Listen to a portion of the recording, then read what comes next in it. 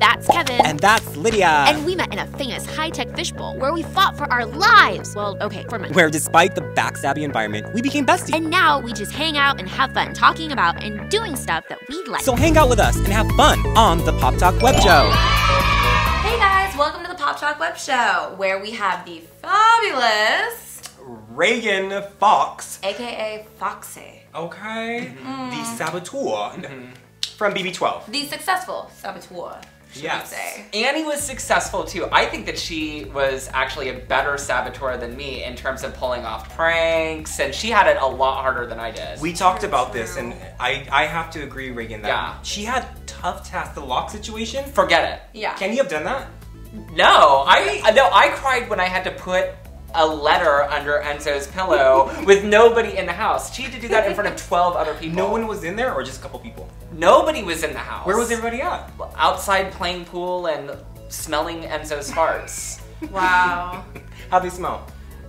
So delicious. Like cat food, I hear. Cat food. Cat food. Cat food They were the farts. meow meow. Yeah. Well, you brought it up, Ragan. You said you were crying over the fact that you have to put the letter underneath the pillow. Or whatever. Yes. You did cry a lot. I did cry a lot. Why did you I cry can feel so for you much? though. I was emotional. Yeah, I was very emotional. I was emotional toward the end of the game because well, first of all, when you're in the house, all you have is to think about the game and also to get really introspective.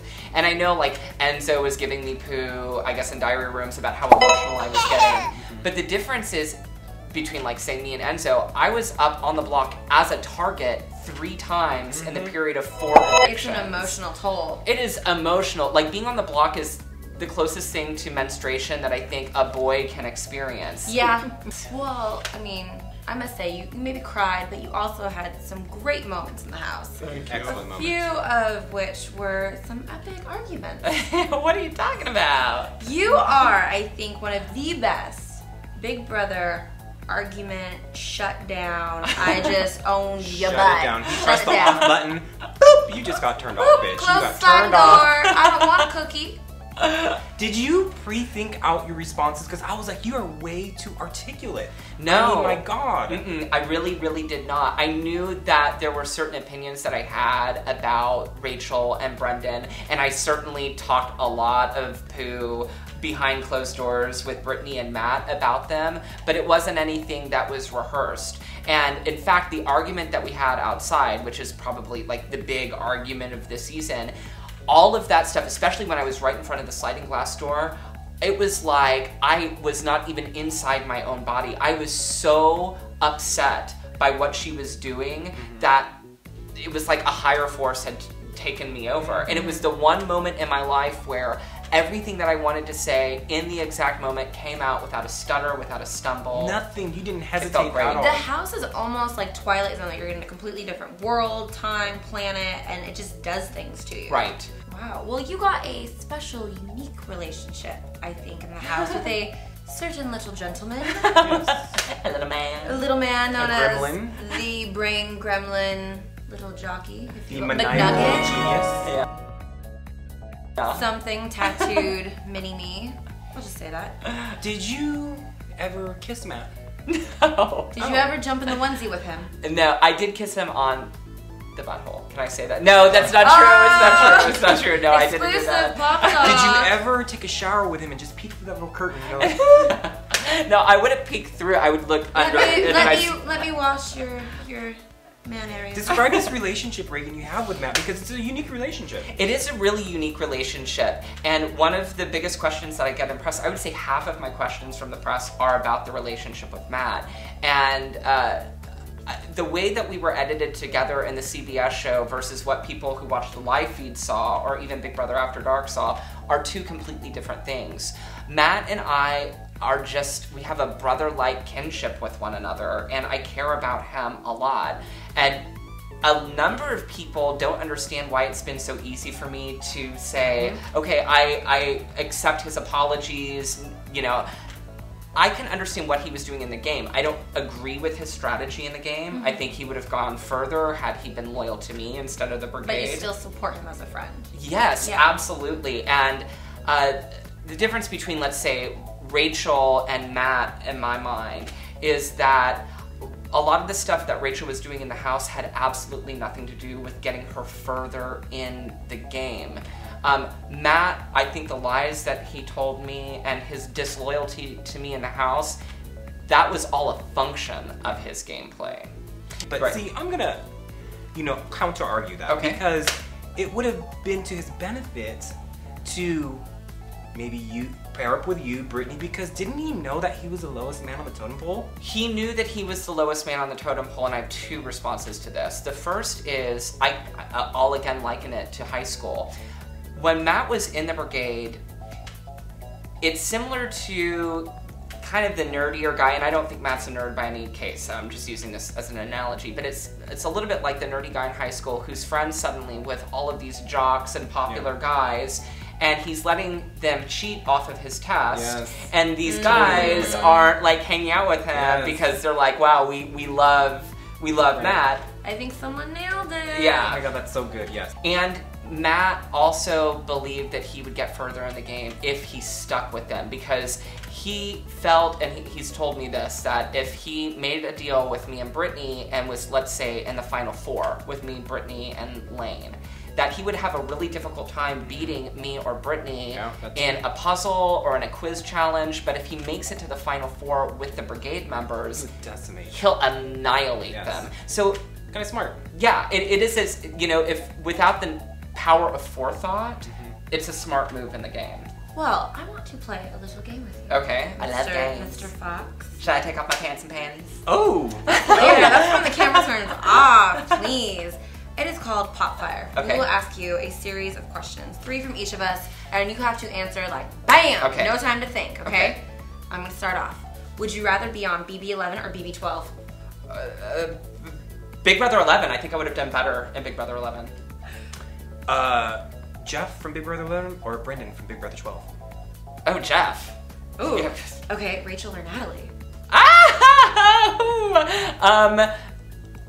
I don't get any more than that. So it's like outside of the house or inside of the house. Okay, answer.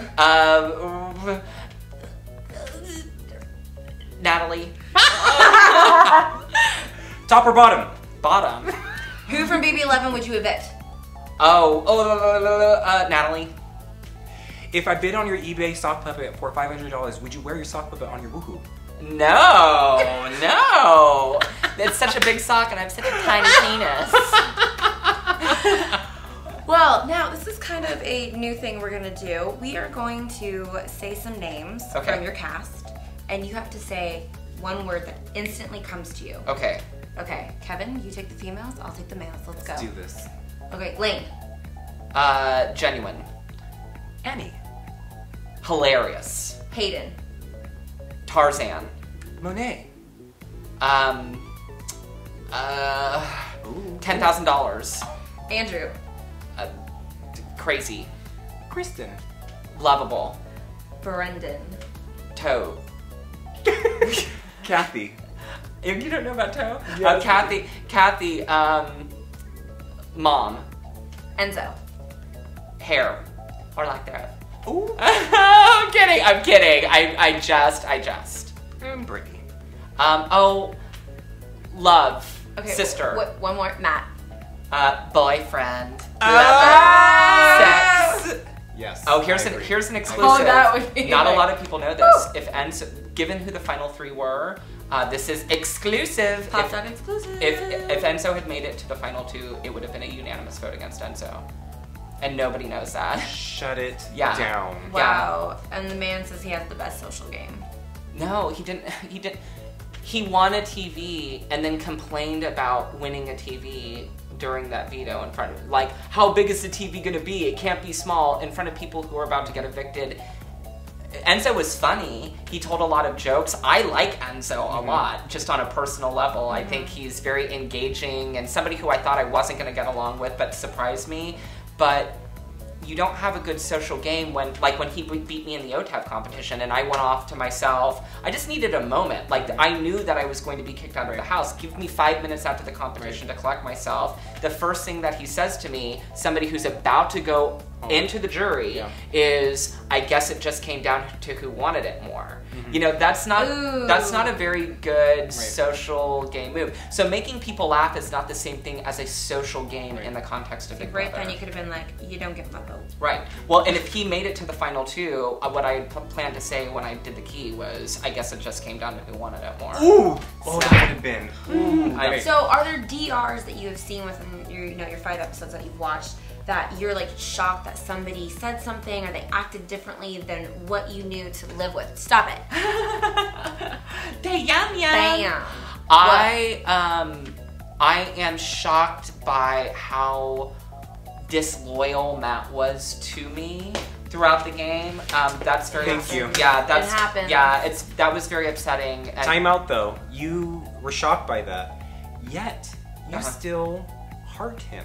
You even said that you would give up the $20,000 offered to you. Yeah. For Matt. Not now, but when I was in the game, I would have. At the Yeah, time. like I went into diary room when I thought Matt was going home. The first week that I was really crying a lot when I thought Matt was going home, I went into the diary room and I was like, "Is there any way that y'all could set something up?" And of course, you can't go into the diary room and request something like this. But I was desperate. I was like, "I will give $20,000 if I get some type of power that will allow me to save Matt from the block." Little do I know that had I not won veto, he wouldn't have even used the diamond power of veto on He told me. this to you. Yes. He said he would not have used the diamond power. Right.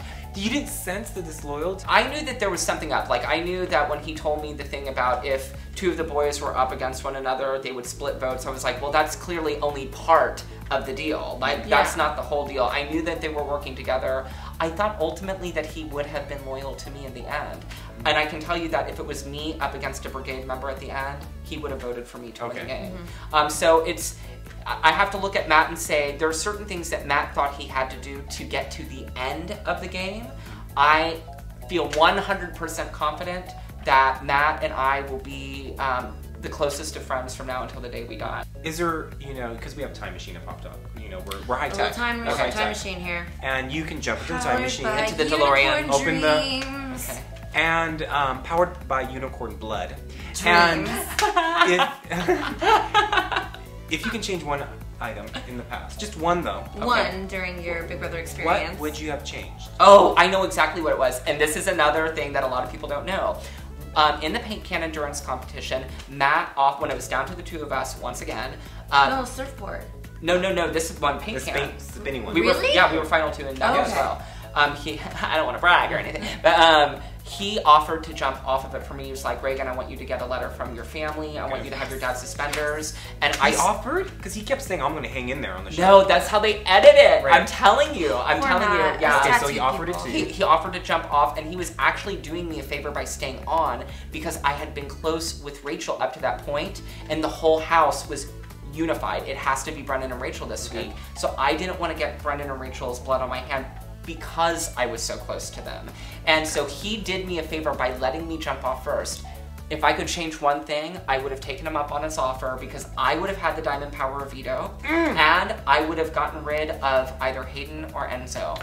Ooh! That right there would have changed everything. I know. Oh my God. I know. That's the lesson for BB13 applicants. Never throw a competition. Ever. Never throw a competition. Matt has learned this. Reagan has just admitted that's something you would change. Well, here on Pop Talk, because you did our show and you're just so amazing. Thank you. We like to give back, so we have a little gift for you. I like presents. Oh, this is a good one. Here you go. It's a little Japanese bow tie. I love it! A little black, classy bow tie. And this is a cactus pup, which is from Tokidoki. It's a toy. Okay. You get to open it and see which little puppy you got. So now Bella has a little baby puppy. Oh, friend. I love it! Yeah. Thank you. So thank you for doing the show. Thank you. Now, one of the Pop-Tarts, because Lydia came to the genius way of calling you guys Pop-Tarts, gave us the suggestion that in addition to giving gifts to our guests, we should also give out gifts to our Pop-Tarts and viewers. Our Pop-Tarts, which are our fans of Pop Talk. Reagan has been gracious enough to give us one of his books, which is Exile in Gayville. And there is an autographed message to a Pop-Tart that we will give away to one of you. But we have a little contest. A little contest, a little game.